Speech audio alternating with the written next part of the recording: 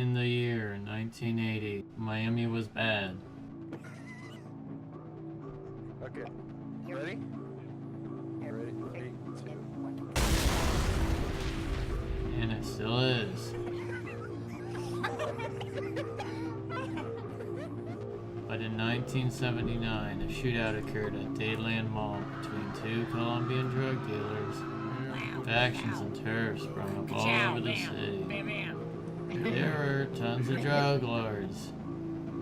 All kinds of crimes were going on, to the point where you couldn't even walk in the streets.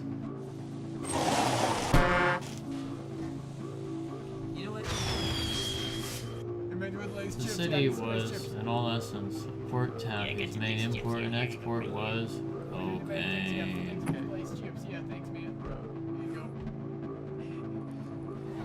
There was one instance of a riot at the court where a trial regarding a possible instance of police brutality had to undergo some heavy reinforcements. Gas masks, personal carriers, a whole nuclear war package. One lawyer said, "I've never been to a trial this wacky." Okay. Is that good? But news coverage on this was effective at pressuring the government into fixing these issues. However, news wasn't the only thing covering these events. I can't use rocket launcher underwater.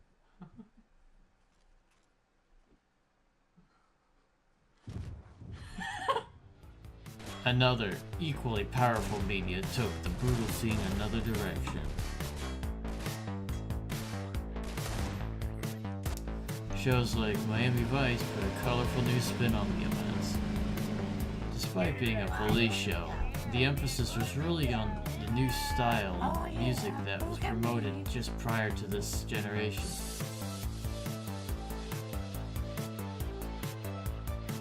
I don't think I'm supposed to do anything other than read. Alas, the effort to tumble the drug empire eventually did succeed.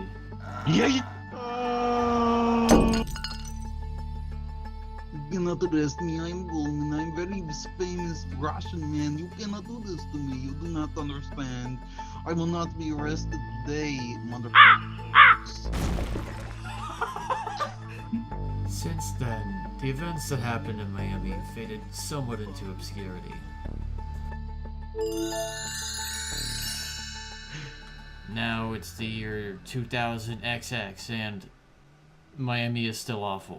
Excuse me, sir, I need to get to grocery store immediately. Do not stand in my way, please. I swear to God, I am a very rich man. You cannot do this to me. I think that you should never walk in the street of this city again. Thank you. Please enjoy the video. But the way Miami was promoted during the 1980s left a lasting... Hi, honey. What'd you learn about Miami? one and rather mixed impression. Rubber masks. 2012, video game Hotline Miami was released for the PC for the world to play. Hey, don't. Yeah. On CD-ROM. Hotline Miami depicted the strange love child of both violence and the neon lights that came from the mixed media in 1980s.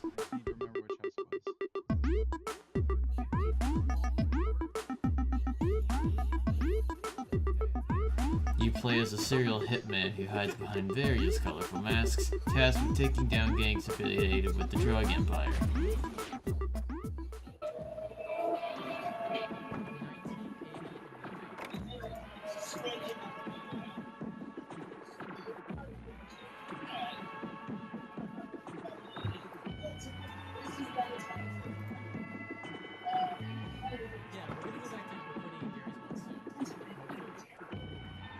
But despite having made a game about Miami, none of the game's creators had actually been there. They hardly even knew when it occurred. So what compelled these creators to make a whole game about such a place at such a time? It would have been the unusual impression that Miami left on the world, not through its own volition. It became a symbolic city of color with a dark cynicism and past hidden under it. And that's well reflected in the strange, modern interpretation of the drug war. That may or may not be accurate today, but it established an artistic movement that is prevalent and memorable, even now. Anyway, the motto of the story is, media's bad, don't watch it. Public service announcement. Bye.